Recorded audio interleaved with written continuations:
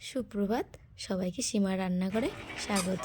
দেখো আমাদের বাড়িতে গাঁদা হয়েছে, কত সুন্দর লাগছে তাই না বলো? এবার দেখো শীতকালে গাঁদা ফুল না হলে চলে। এবার দেখো একটা সুন্দর জবা ফুলও ফুটেছে, পরিবেশটা কত শান্ত স্নিগ্ধ লাগছে তাই না? দেখো আমার তো বেশ ভালো লাগে এরকম পরিবেশ। চলো শুরু করি রান্না। দেখো আজকে বানাবো আলু ফুলকপি দিয়ে মটর পনির। চলো দেখো, প্রথমে আমি পনিরগুলোকে ছোট ছোট করে কেটে নিয়েছি। এবার ওর মধ্যে নুন হলুদ মাখিয়ে রেখে দিলাম। কড়াইতে সর্ষের তেল গরম করে নিয়ে পনিরগুলোকে ভেজে তুলে নেব। এবার পনিরগুলোকে আমি হালকা আঁচে ভাজবো, বেশি আঁচ দেবো না, তাহলে পনিরগুলো শক্ত হয়ে যাবে, খেতে একদম ভালো লাগবে না।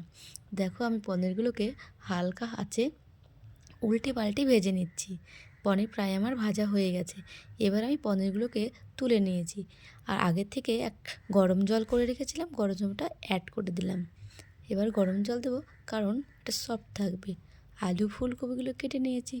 এবার দেখো কড়াইতে সর্ষের তেল গরম করে নিয়ে ওর মধ্যে দারচিনি, এলাচ, শুকনো লঙ্কা আর তেজপাতা, জিরে ফোড়ন দিয়ে ফুলকপিগুলোকে দিয়ে দিলাম। ফুলকপিগুলোকে হালকা নাড়াচাড়া করে নেব। এবার এদিকে আমি একটা পেস্ট বানিয়ে নেব। ফুলকপির মধ্যে নুন হলুদ দিয়ে এদিকে ভাজতে বসিয়ে দিয়ে ওইদিকে একটা পেস্ট বানিয়ে নিচ্ছি।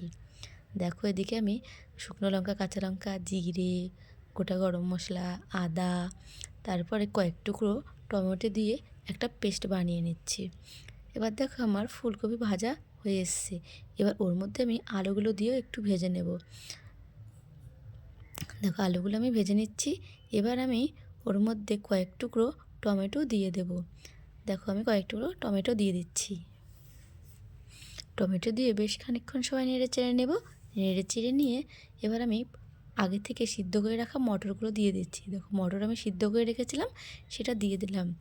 মটর দিয়ে বেশ খানিকক্ষণ সময় ভেজে নেব, নাড়াচাড়া করে নিয়ে এবার যে আমি মশলার পেস্টটা করেছি ওর মধ্যে সামান্য হলুদ আর একটু নুন দিয়ে পেস্টটাকে গুলে নিয়ে ওর মধ্যে দিয়ে দেব।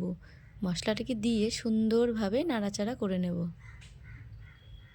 দেখো আমি পেস্টটাকে দিয়ে দিলাম, দিয়ে নাড়াচাড়া করে নিচ্ছি। মশলাটাকে সুন্দরভাবে ভেজে নেব, যেহেতু কাঁচা মশলা, নাহলে গন্ধ করবে। দেখো মশলা থেকে যখনই তেল ছেড়ে আসবে তখন ওর মধ্যে আমি যে পনিরটা গরম জলে ভিজিয়ে রেখেছিলাম সেই গরম জল শুদ্ধই ওর মধ্যে দিয়ে দেব। দেখো আমি পনিরটাকে এবার দিয়ে দিচ্ছি। মশলা আমার ভাজা হয়ে গেছে, এবার পনিরটা দিয়ে দেব। পনিরটা আমি দিয়ে দিলাম। পনির দিয়ে একটু নাড়াচাড়া করে নেব।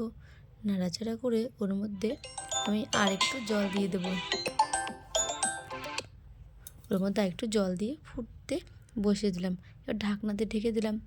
ঝোল ফুটে উঠেছে, এবার ঢাকনা সরিয়ে এবার নেড়েচেড়ে নামিয়ে নিলেই রেডি আমাদের আলু ফুলকপি দিয়ে মটর পনির।